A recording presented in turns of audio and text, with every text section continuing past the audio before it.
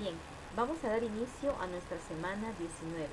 En esta semana el título de nuestra sesión es Contamos las situaciones adversas que enfrentamos en nuestro grupo de amigos o amigas. Como bien sabemos, los grupos de jóvenes, estudiantes, de adolescentes son muy diversos. Sus integrantes se juntan, por lo general, por gustos y preferencias compartidas. Y esto los hace singulares, ¿no? Grupos únicos. Pero al mismo tiempo, cada integrante tiene sus gustos, sus preferencias, ¿no? Ya sea a nivel musical, en vestimenta. No somos iguales, somos únicos. Entonces, ¿qué ocurre? Que algunas de estas diferencias pueden generar situaciones adversas que tienen un impacto en cada integrante del grupo. Y por ello es importante que reflexiones en torno a ellas y poder superarlas.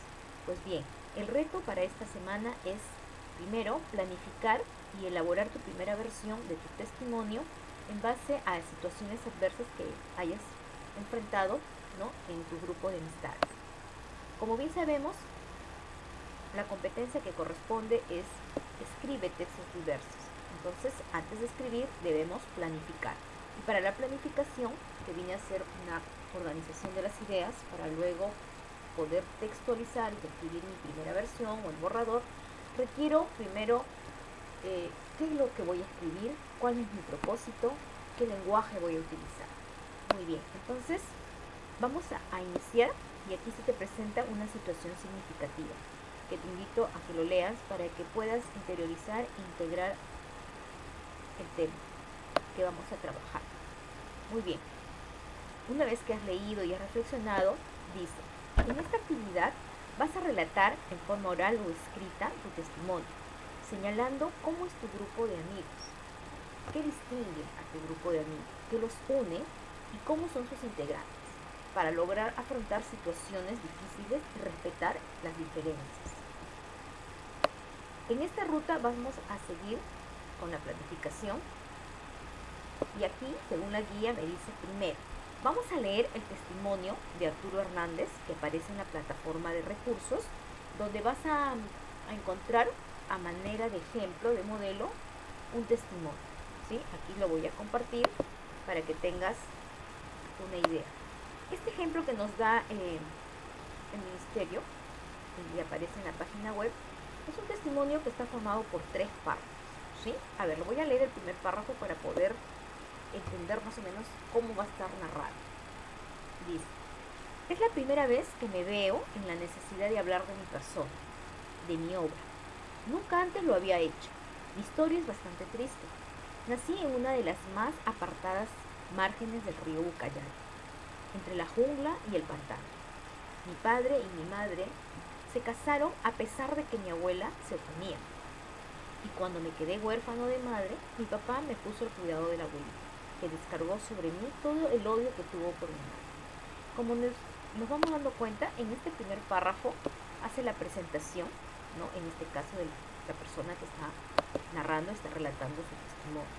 Y luego, en el segundo y tercer párrafo, vendrá pues otra secuencia de hechos, ¿no?, que se van a ir dando.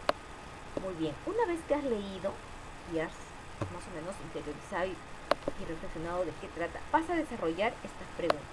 ¿De qué trata este testimonio que has leído? Y escribirás, ¿no?, en tu cuaderno de trabajo. ¿Qué momentos de su vida nos relata en él?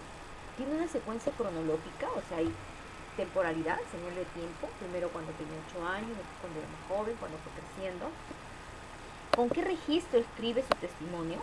En este caso, el registro es el lenguaje. Si es un lenguaje formal o informal. Está narrado en primera persona, segunda o tercera. Aquí el narrador es la persona que cuenta. Recordemos que el que cuenta son los hechos, las acciones. Si dice yo nací, en el primer párrafo menciona, el verbo está en primera persona. Si fuera en tercera diría él nació. Entonces el narrador sería en primera persona. ¿Qué características has encontrado en este testimonio que lo distingue de otros tipos de texto que conoces? Por ejemplo, has escrito artículos de opinión. ¿Qué diferencia hay entre un testimonio y un artículo de opinión? Eso es lo que te está pidiendo, que compares y luego respondas por qué el testimonio permite abordar el tema planteado. En un testimonio vas a relatar una experiencia personal, ¿no?, que te haya ocurrido. Muy bien. Una vez que ya has desarrollado esas 4 preguntas, vas a pasar a leer esta definición y vas a subrayar sobre el concepto de lo que es un testimonio, ¿no? Es importante manejar y leer estos conceptos, ya que esto te va a permitir tener un conocimiento y saber qué cosa es un testimonio, para qué sirve un testimonio, ¿sí? Muy bien, una vez que ya he leído, voy a pasar a desarrollar la planificación.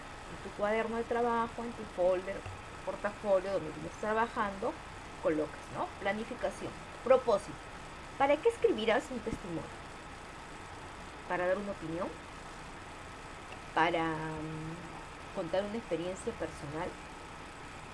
Tema. ¿Sobre qué escribirás? Recordemos que el tema es sobre situaciones adversas que ocurren en los grupos de amigos. Situaciones adversas son situaciones un poquito incómodas, ¿no? ¿Cómo presentarás el tema? ¿Qué ocurrió de pronto el año pasado cuando estaba en primero o en la primaria? ¿Sobre cuál de tus grupos de amigas relatarás tu testimonio?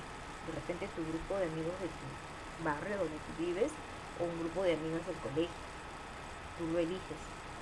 ¿Han enfrentado alguna situación adversa como grupo de amigos? O sea, dentro del grupo ha habido situaciones donde ha habido cierto, de repente, diferencias de opiniones, de ideas. Muy bien. El destinatario o lector. ¿A quién va escrito tu texto?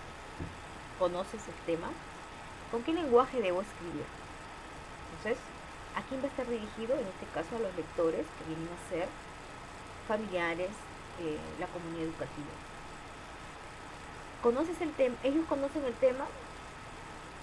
Puede que sí. ¿Con qué lenguaje debo escribir? ¿Un lenguaje formal o un lenguaje informal? Estructura. ¿En cuántos párrafos desarrollaré mi testimonio?